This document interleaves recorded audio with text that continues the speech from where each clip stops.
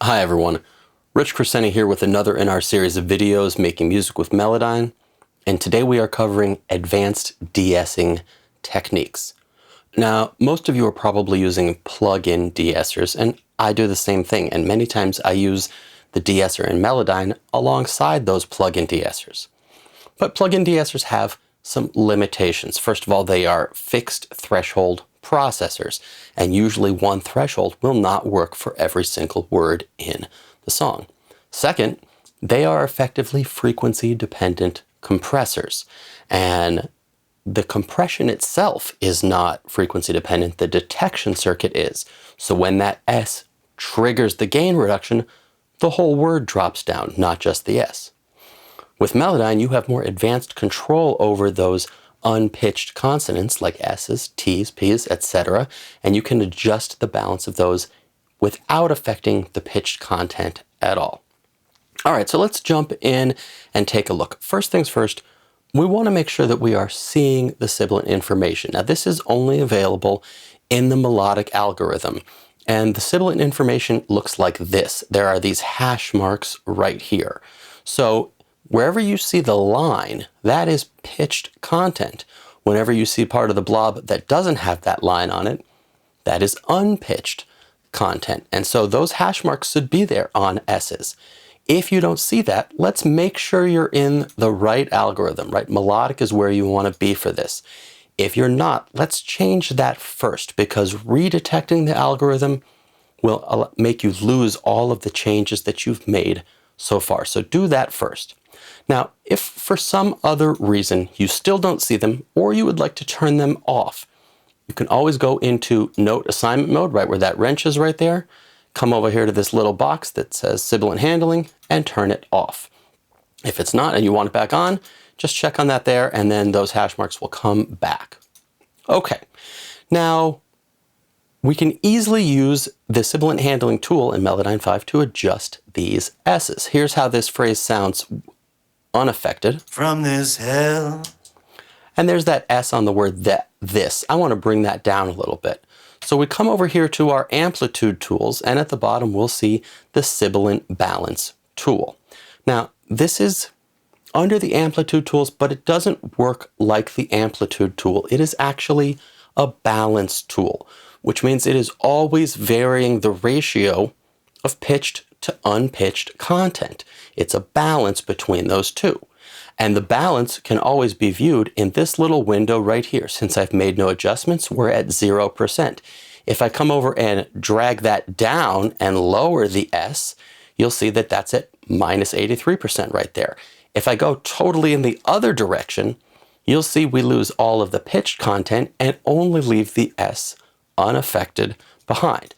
Now, in reality, I don't want to go either all the way direction in either one of those. We don't want to lose the S and come up with a TH, and we don't want to drop the pitched information either. Usually I find between 10 and 40, 10 and 50 works great. So let's take this and just drop this down. I'm going to bring this down to 40 right there, and let's give it a listen. From this hell. I might go a little further on that. From this hell. And that just buries it just enough so it sounds nice and natural within that vocal right there. And that's it. Most of the time for your de-essing, that will cover you. You can do it to one note, you can do it to multiple notes, you can do it to all of the notes by hitting Command A and selecting all of them. However, I do want to point out, if there is already some processing done right there, you won't be able to show a percentage because some of them will be processed by different amounts. So most of the time, this will cover everything you need. However, on occasion, sometimes Melodyne will not interpret the data correctly, or you want to manipulate the way that it is interpreting that data to get some more specific results. So let's look at an example right over here. All right, I'm going to take this part right here, and we'll see this word see ourselves right here. Here we'll see ourselves, remember. Okay, see ourselves right there. We've got a little bit of an issue in that the S for the C, this is the word see, but the S is on this word, and selves should be here, but it's on this word. Now, most of the time, this won't be an issue. But if the results you're getting are a little bit off, I find coming in and tidying some of these things up can help a little bit. It's very easy to put the S's with the correct words, and you'll see it sometimes because many singers tend to kind of blur their words together. Again, very easy to fix. You can just come over here to your note separation tool and drag this over right here, right to where that S is, right to where that pitch line ends, and it will put it on the correct word. Now, I don't want to have two S's on one word, so I'm going to do the exact same thing over here and drag that right there. And now the S's are with their correct word.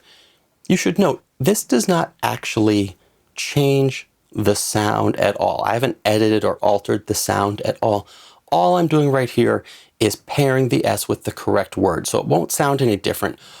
All that will happen is that Melodyne will now, when making a balance decision, compare this to this right here. Very easy to do.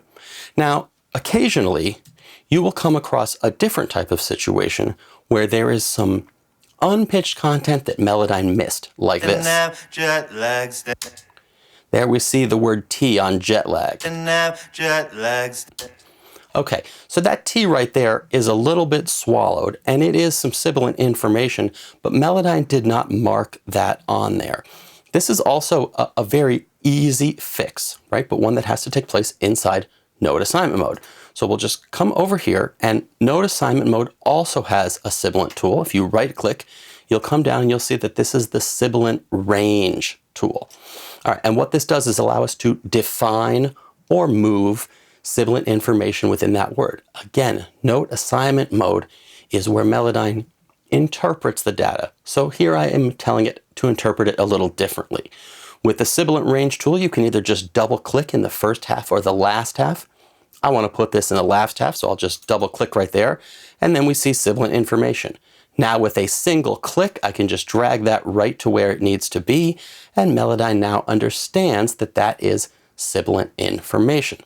Now in this case, I see that there was a little bit missed over here on this word, so I might take my note separation tool and just move it over, and I'm doing this on purpose to show you something, that when you edit those notes, it triggers a fresh detection, so you may lose that again. No big deal.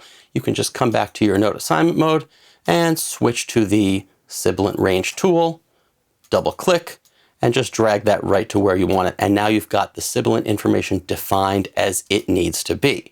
Now in this particular case, that T was swallowed a little bit, so I don't want to bring it down. I want to bring that up. So I can come over here to my sibilant balance tool, and I can drag it up a little bit to change the balance within the overall word. And then I can easily come over here just to my amplitude tool and make that word louder again. And now we get...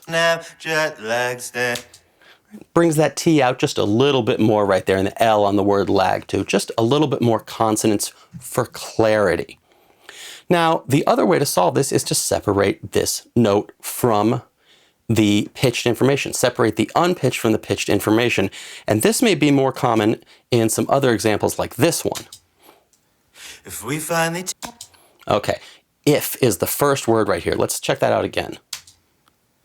If we find... We hear a breath and then the word if, but the I was completely swallowed. So all we really have is the F. Not a big deal, except for the fact that this word already has some sibilant information on there. So altering this one would also alter this one. And even if I do separate this, I can't really use the sibilant balance tool because there is no pitched information to balance against this unpitched information. So this is a perfect example of a time when we just may want to separate this and treat it as its own unique thing. So I'm just going to come right in here and cut that open and just make sure again that we get right to the edge of where my pitch line starts, like so. We'll come back over here, and now I will right click, come to the context menu, grab my amplitude tool, and just pull that down a little bit, and now we get... If we finally tie... And that just ties in a little better. It's just a little bit smoother in there. Hope you've enjoyed this today. Thanks.